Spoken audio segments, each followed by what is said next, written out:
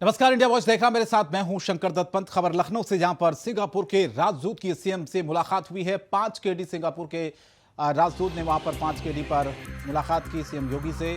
मुख्यमंत्री योगी से सिंगापुर के राजदूत ने मुलाकात की है, तो दोनों के बीच मुलाकात हुई है। तो सिंगापुर के राजदूत ने सीएम योगी से आज मुलाकात की। बड़ी खबर, ये जब मुलाकात हुई इसके बाद की ये तस्वीर आप देखिए, जहां पर आज 5 केडी पर ये मुलाकात हुई सिंगापुर के राजदूत से।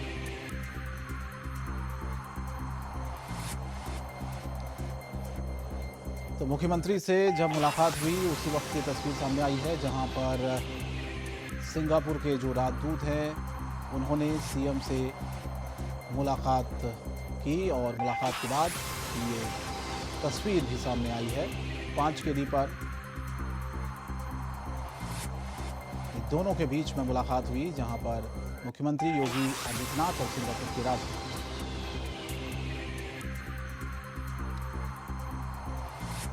तो लखनऊ में बता दें आपको, आज ये मुलाकात 5 केडी पर सिंगापुर के राजदूत की मुख्यमंत्री योगी आदित्यनाथ,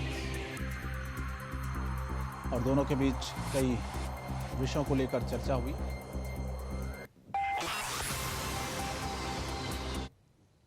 सीएम योगी ने अग्निपथ योजना को लेकर ट्वीट किया है। लिखा है, देश की युवा शक्ति को अग्निवीर के रूप में मां भारती की सेवा का अवसर प्रदान करने जा रही अग्निपथ योजना भारतीय सैन्य इतिहास में एक स्वर्णिम अध्याय का सृजन करेगी।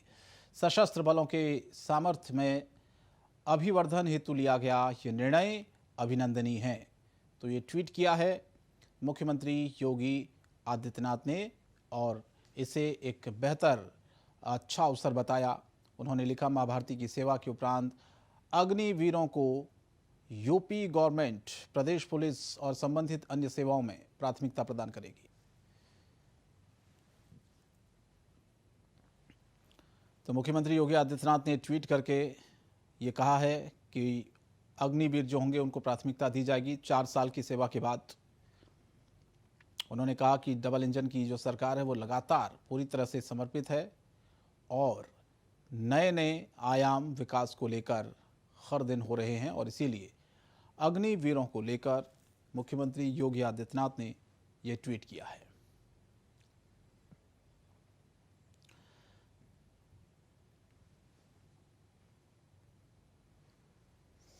और सीएम योगी ने टीम 9 के साथ बैठक की। बैठक में सीएम ने दिशा निर्देश दिए हैं। कोविड की स्थिति को लेकर सतर्क रहें, ये कहा मुख्यमंत्री ने। बूस्टर डोज को लेकर जनता को जागरूक किया जाए। 12 से 18 साल के किशोरों को दूसरी डोज देने में तेजी की जरूरत है। गेहूं खरीद की प्रक्रिया आगामी 30 जून तक जारी रखी जाए। यूपी बोर्ड परीक्षार्थियों के रिजल्ट जल्द जारी, और टेस्टिंग ट्रीटमेंट टीकाकरण की नीति सफल है, और साथ ही अन्य राज्यों में कोविड केस में बढ़ोतरी हो रही है। उत्तर प्रदेश में पॉजिटिविटी दर न्यूनतम बनी हुई है, कम बनी हुई है। साथ ही मुख्यमंत्री ने कहा कि क्रय अवधि बढ़ाने का आदेश तत्काल प्रभावी करें। गेहूं खरीद सुरक्षा के पर्याप्त इंतजाम हो। एडवांस लाइफ सपोर्ट एम्बुलेंस बढ़ाने की जरूरत है। सभी मोबाइल मेडिकल वैन क्रियाशील रहें। ट्रामा सेंटर की सुविधाएं बेहतर करें। यूपी बोर्ड का रिजल्ट समय से जारी करें, और एएनएम की नियुक्ति प्रक्रिया को भी समय से पूरा किया जाए। तो ये टीम 9 के साथ मुख्यमंत्री योगी आदित्यनाथ की बैठक थी, जिसमें उन्होंने टीम 9 को दिशा निर्देश दिए। तो कई निर्देश मुख्यमंत्री ने दिए वहां से कि किस तरह से आगे काम करना है, किन किन योजनाओं पर ज्यादा फोकस करना है।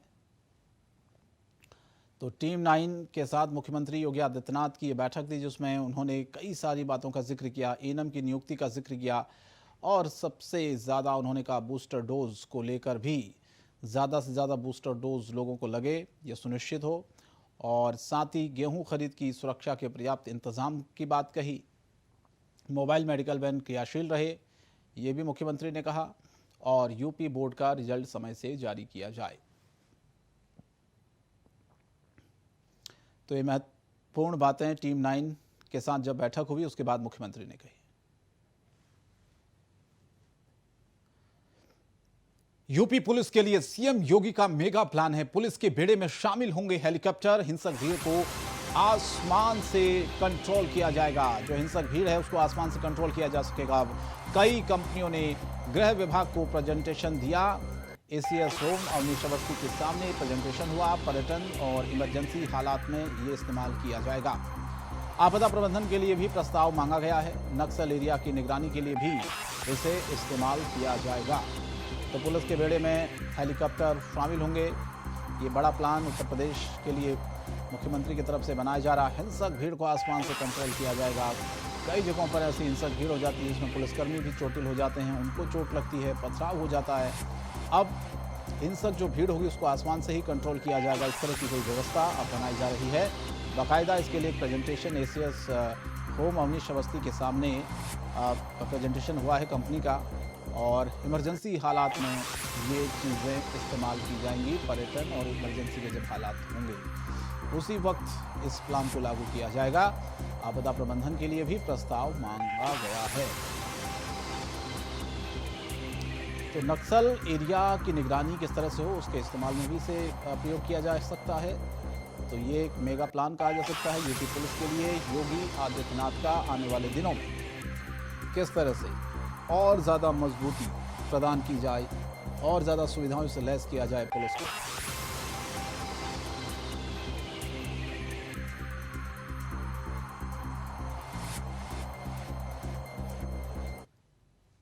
और सपा अध्यक्ष अखिलेश यादव ने ट्वीट किया है। ट्वीट कर अखिलेश ने सरकार पर निशाना साधा। उन्होंने कहा कि ईडी अब एग्जामिनेशन इन डेमोक्रेसी बन गया है। अखिलेश ने राजनीति में विपक्ष कोई परीक्षा पास करनी होती है ये कहा। जब सरकार फेल हो जाती है तब इसकी घोषणा करती है।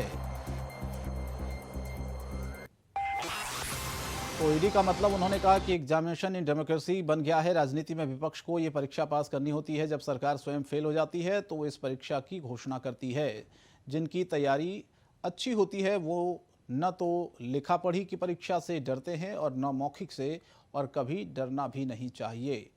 तो ईडी की जो पूछताछ लगातार इन दिनों हो रही है राहुल गांधी से भी, उसको लेकर पूरी तरह से विपक्ष हमलावर है सरकार पर। और कांग्रेस पार्टी तो लगातार कई जगहों पर डटी हुई है, प्रदर्शन तक कर रही है। और अब अखिलेश यादव का ट्वीट भी सामने आ गया है। सरकार पर उन्होंने सीधे सीधे निशाना साधा है और उन्होंने ईडी का मतलब भी समझाया है। उन्होंने कहा कि परिभाषा बदल गई है। राजनीति में विपक्ष को ये परीक्षा पास करनी होती है। कहा कि ये जो ईडी की परीक्षा है ये विपक्ष को पास करनी होती है। और जब कहा कि सरकार जब स्वयं फेल हो जाती है तब इस परीक्षा की घोषणा होती है। यानी कि सीधे सीधे उन्होंने तंज कसा है कि जांच एजेंसियों के द्वारा इस तरह से दबाव बनाया जाता है, डराया जाता है।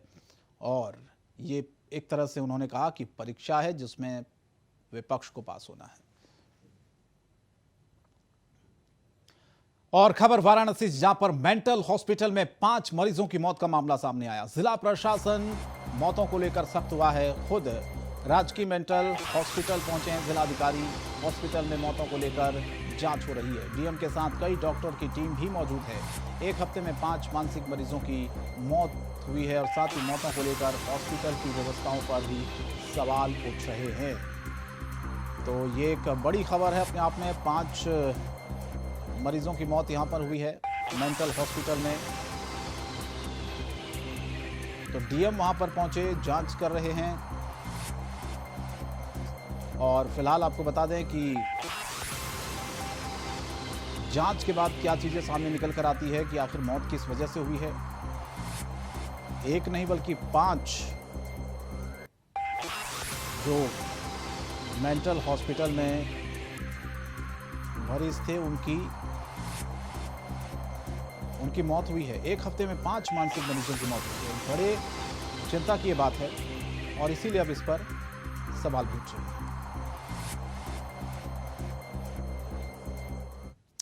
तो मेंटल हॉस्पिटल में 5 जो मरीज थे उनकी मौत का मामला है। एक हफ्ते में 5 मरीजों की मौत हुई है। ये चिंता इसीलिए बढ़ा रहा है। साथ ही साथ अब डीएम वहां पर पहुंचे हैं, जांच हो रही है। जांच के बाद तस्वीर साफ होगी कि आखिर क्या वजह है इन मौतों की। ये जो वाराणसी का मानसिक चिकित्सालय है, इस मानसिक चिकित्सालय में जो इलाज जो किया जा रहा है मरीजों का, उसके बारे में 5-4 दिन पहले समाचार प्राप्त हुआ था जिसमें व्यवस्थाएं देखने के लिए एक टीम का निर्धारण किया गया था। एडीएम प्रोटोकॉल और सीएमओ की टीम ने बाकायदा कल आके यहाँ पे काफ़ी चीज़ें देखी थी। उनमें जो भी कमियाँ अस्पताल की मिली थी वो आज तक दुरुस्त करने के लिए 24 घंटे का समय दिया गया था। प्राइमरीली इस अस्पताल का जो इलाज करने का स्ट्रक्चर है वो बाकी अस्पतालों से अलग होता है। यहाँ पे रेजिडेंट लोग थ्रू आउट रहते हैं, कई कई सालों तक रहते हैं। तो फिलहाल ये चिंता बढ़ाता है और इसीलिए अधिकारी भी इसी बात को कह रहे हैं कि उनको ये जानकारी मिली थी कुछ दिन पहले और जब वहाँ पर पहुँचे अब एक हफ्ते में 5 मरीजों की मौत की खबर जैसी फैली, हरकत में अधिकारी आए, खुद वहाँ पर हॉस्पिटल पहुँचे और इस पूरे मामले की जांच अब की जा रही है कि आखिर क्या वजह रही है आपकी ये मौतें हुई हैं एक हफ्ते में 5 मरीजों की। तो वाराणसी का ये पूरा मामला बताया जा रहा है, मेंटल हॉस्पिटल जहां पर 5 मरीजों की मौत का ये आंकड़ा सामने आया है। हैरानी इस बात की है कि एक हफ्ते में 5 मानसिक मरीजों की मौत हुई है और इसीलिए अब अधिकारी वहां पहुंचे जांच करने के लिए। हॉस्पिटल की व्यवस्था जो है उस पर अब सवाल उठ रहे हैं कि आखिर कैसे एक हफ्ते में 5 मरीजों की मौत हो जाती है और हॉस्पिटल में किस तरह की व्यवस्थाएं हैं, ये भी एक सवाल बना हुआ है। अभिषेक हमारे संवाददाता वाराणसी हमारे साथ जुड़े हैं। अभिषेक, ये एक बड़ा मामला है, एक हफ्ते में 5 मरीजों की मौत हो जाना मेंटल हॉस्पिटल में। अधिकारी भी वहां पहुंचे, क्या वजह बताई जा रही है और अभी तक क्या कुछ चीजें सामने निकल कर आई?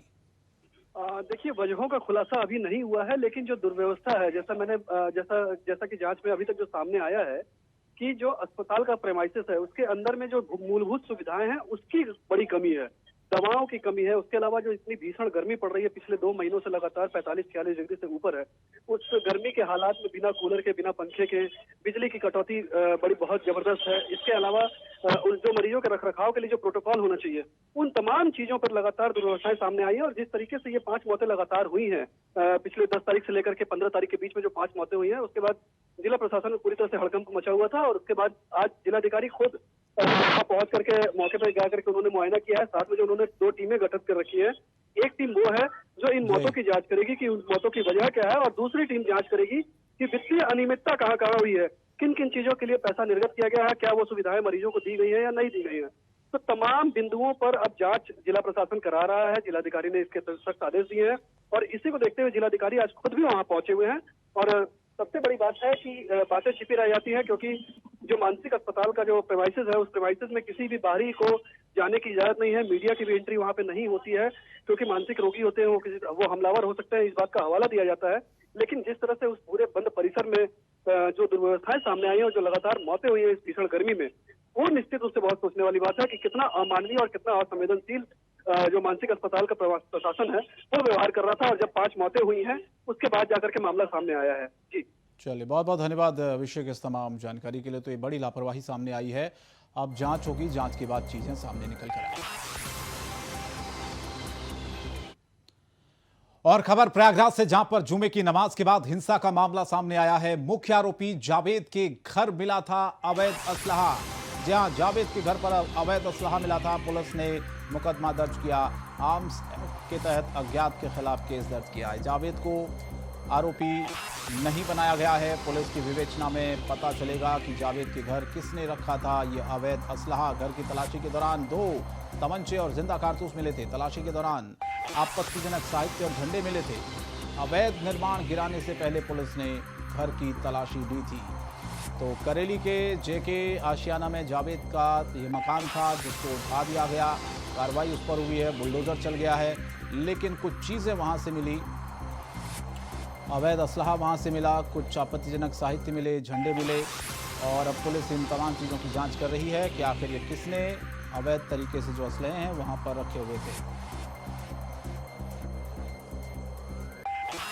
तो जब ये बुलडोजर चल रहा था उससे पहले जब तलाशी ली गई, सामान निकाला गया, उसमें ये तमाम चीज़ें पुलिस को वहाँ पर मिली हैं।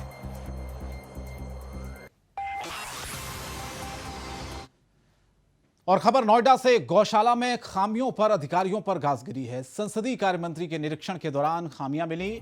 सीओ ऋतु माहेश्वरी ने कार्रवाई की है। गौसेवक आपूर्तिकर्ता संविदाकार पर 2 लाख का जुर्माना लगाया गया है। ओएसडी डॉक्टर अविनाश त्रिपाठी को चेतावनी दी गई है। तो बड़ी खबर इस वक्त नोएडा से आ रही है, जहां पर अनियमितता वहां पर मिली है और कार्रवाई हुई है सीओ ऋतु माहेश्वरी की तरफ से, जहां पर एक बड़ी खबर लखनऊ से। आरएलडी अध्यक्ष जयंत चौधरी आजमगढ़ में प्रचार करेंगे। आजमगढ़ में प्रचार करेंगे जयंत चौधरी। 17 जून को आजमगढ़ पहुंचेंगे जयंत चौधरी। सपा प्रत्याशी धर्मेंद्र यादव के पक्ष में जनसभा करेंगे। दोपहर 12:30 बजे आजमगढ़ में जयंत चौधरी एक जनसभा करेंगे और वोट की अपील करेंगे। तो बता दें आपको कि उपचुनाव होने हैं आजमगढ़ और रामपुर, 2 जगहों पर लोकसभा के उपचुनाव, जहां पर 2 सीटें इस बार खाली हुई। उसके बाद अब दोनों सीटों पर जो लड़ाई है वो जबरदस्त है और इसीलिए अब खबर यह है कि आरएलडी अध्यक्ष जयंत चौधरी आजमगढ़ जाएंगे और प्रचार प्रसार करेंगे। तो प्रचार प्रसार करेंगे, एक सभा जनसभा को संबोधित करेंगे। 17 जून को आजमगढ़ पहुंचेंगे जयंत चौधरी, ये जानकारी मिल रही है। और उसके बाद वहां पर लोगों से वोट की अपील करेंगे। सपा प्रत्याशी धर्मेंद्र यादव हैं, इस बार जन के पक्ष में जनसभा होगी। 12:30 बजे दोपहर में आजमगढ़ में जयंत चौधरी की जनसभा होगी और जनता से वोट की अपील करेंगे।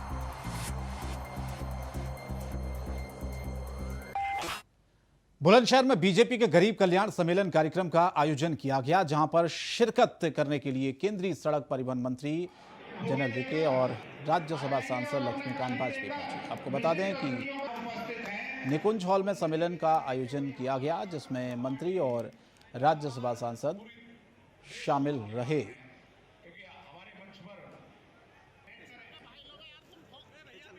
भैया साइड हो जाएगा, करने दो हमें यार। वाणी को विराम देता हूँ। आदरणीय केंद्रीय मंत्री हमारे बीच मुख्य अतिथि और विशिष्ट अतिथियों का बुके देकर आ जाएंगे और अपना कली देकर विशिष्ट अतिथियों का उपस्थित हैं, उनसे निवेदन है कि वो यहाँ आकर पार्टी लगातार पूरी देश में आपके कारण है, क्योंकि हमारे मंच पर सांसद साध्वी निरंजन ज्योति अपने एक दिवसीय दौरे पर काशी पहुंची। उन्होंने सर्किट हाउस में पत्रकारों से बातचीत की और कहा कि सरकार ने बेहतरीन काम किया। साथ ही कहा कि शिक्षा, स्वास्थ्य के साथ साथ हर मूलभूत सुविधाओं पर केंद्र सरकार ने ध्यान दिया है। यूपी समेत देश के कई राज्यों में पत्थरबाजी पर बोली और कहा कि एकदम प्रायोजित ढंग से देश का माहौल बिगाड़ने का काम किया गया। देश का कानून बिगाड़ने का किसी को अधिकार नहीं है। कहा कि संविधान सर्वोपरि है।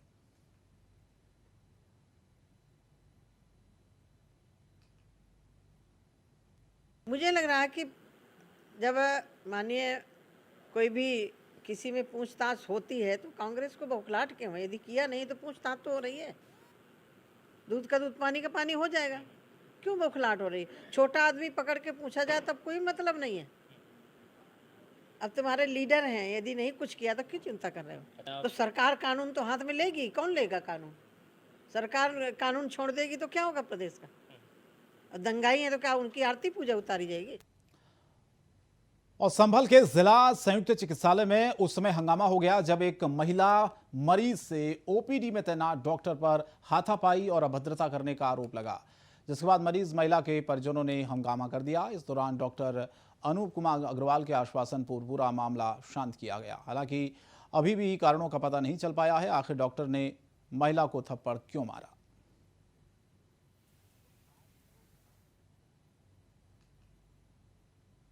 अभी मरीज दिखाने लेकर आए थे हम। मरीज हम तो चल जाओ यहाँ से, कोई मरीज को नहीं देख लिया। कुर्सी पे उतर उठका यहाँ पर हाथ चलाते। किसने चलाया ये? मैडम ने। मैडम कौन है? क्या नाम है उनका? डॉक्टर है यहाँ पर? हाँ, डॉक्टर ने। अच्छा, आप किसको लेकर आई थी? मरीज कौन है आपका? अपनी भतीजी को लेकर आई थी मैं। हैं? अपनी भतीजी को लेकर आई थी। क्या नाम है उसका? जेवा। जेवा को लेकर आई थी। हाँ, तो मारपीट की आपके साथ? मारपीट करी हमारे साथ ने। अभी मरीज दिखाने नहीं, ये आरोप तो बिल्कुल निराधार है। वो ओपीडी में महिला आई थी और उसको दूसरी महिला डॉक्टर ने देखा था और वो कहा था कि आपको हेपेटाइटिस सी है, पर अभी आपको दवा नहीं लेनी है, आप एक बार जाके डॉक्टर साहब को दिखा दीजिए। तो मुझे लगता है शायद वो जो दिन डॉक्टर साहब के पास गई वो पहले से मरीज देख रही थी। मुझे लगता है शायद उनको कुछ जल्दीबाजी थी या कुछ था, तो इसी बात में शायद उन्होंने कुछ अभद्र भाषा का प्रयोग किया डॉक्टर से या क्या किया, थोड़ा बहुत उसी में कुछ कन्फ्यूजन हो गया। और उसके बाद में मैं वहाँ खुद गया तो दोनों को, डॉक्टर को भी समझाया और मरीज को भी समझाया, बात खत्म हो गई।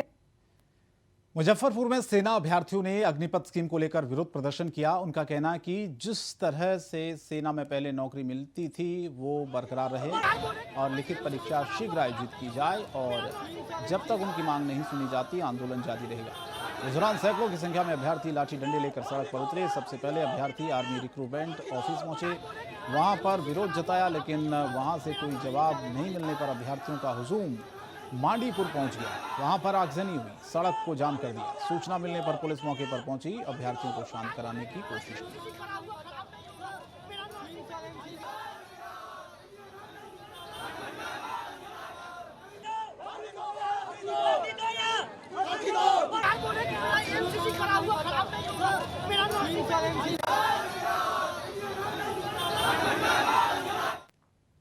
देवघर में कोरोना काल में 2020 में बाबा के मंदिर की सुरक्षा के लिए करीब 100 होमगार्ड जवानों को तैनात किया गया था। इन जवानों ने 6 महीने तक जान जोखिम में डालकर बाबा के मंदिर में सुरक्षा की, लेकिन गृह रक्षा वाहिनी ने इन्हें सिर्फ 3 महीने का ही भुगतान किया और आज तकरीबन 2 साल होने के बावजूद 3 महीने का बकाया भुगतान बाकी है। होमगार्ड के जवान बकाया भुगतान के लिए कई बार डीसी को ज्ञापन सौंपने के साथ झारखंड के कृषि पशुपालन मंत्री बादल पत्रलेख को लिखित आवेदन भी भेज चुके हैं, लेकिन लंबा समय बीत जाने के बाद मांगों पर कोई सुनवाई नहीं हुई है।